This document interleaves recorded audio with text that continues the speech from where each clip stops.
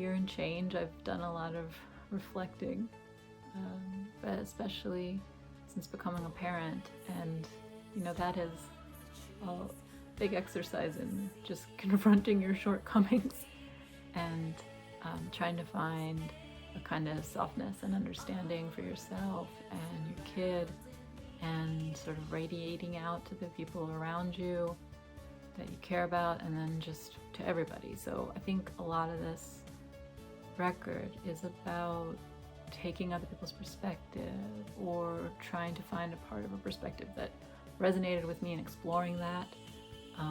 Like for Eliza, it's kind of about how two people can see the same situation so differently. But then other songs like To Turn Away is kind of about my parents, but really just about anybody who leaves their home or their culture, their country, whatever it is, to be somewhere new, and how does that adjustment look? But yeah, I think all the songs are really that kind of an attempt to understand or empathize, and sometimes that failure to be able to do that.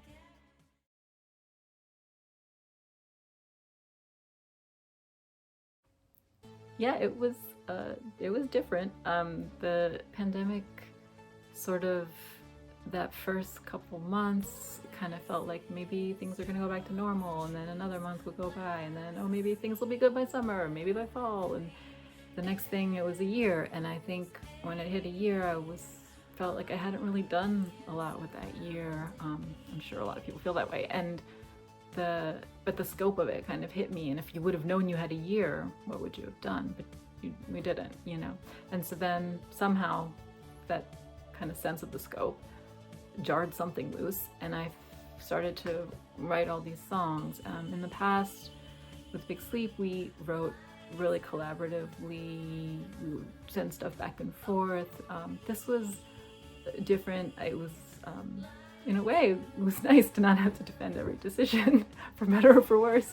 I was able to just sort of tap into something and not question it too much, and without having to explain it, it kind of was revealing even to me of the things that were on my mind that I maybe wasn't able to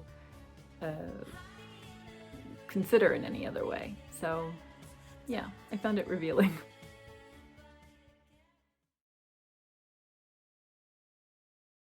So at the end of 2020 was a tense time in the US, and I got into into making these little cut paper cards just as a way to stay off my phone, to have a way to be focused on something, so I wouldn't just read the news and fret constantly.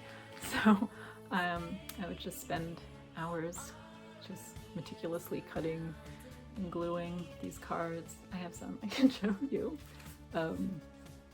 Meteor shower, Cyclops, space, railroad, a bug.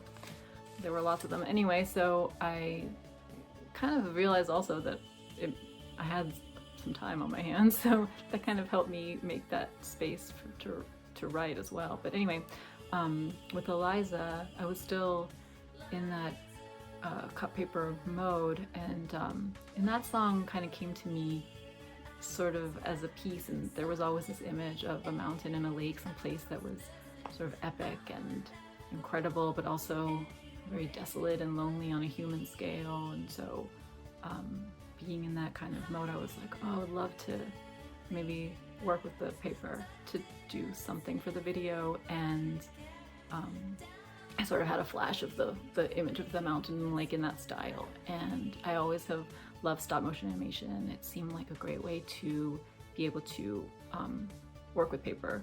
So I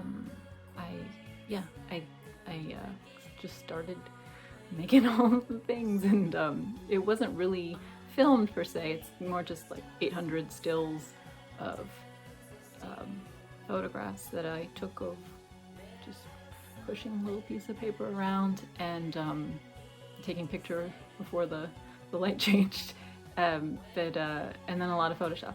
But in the end, it was pretty much the way I wanted it to be. I feel like that was what I saw, so that's something. Anyway, hope you enjoy it. Here's Eliza.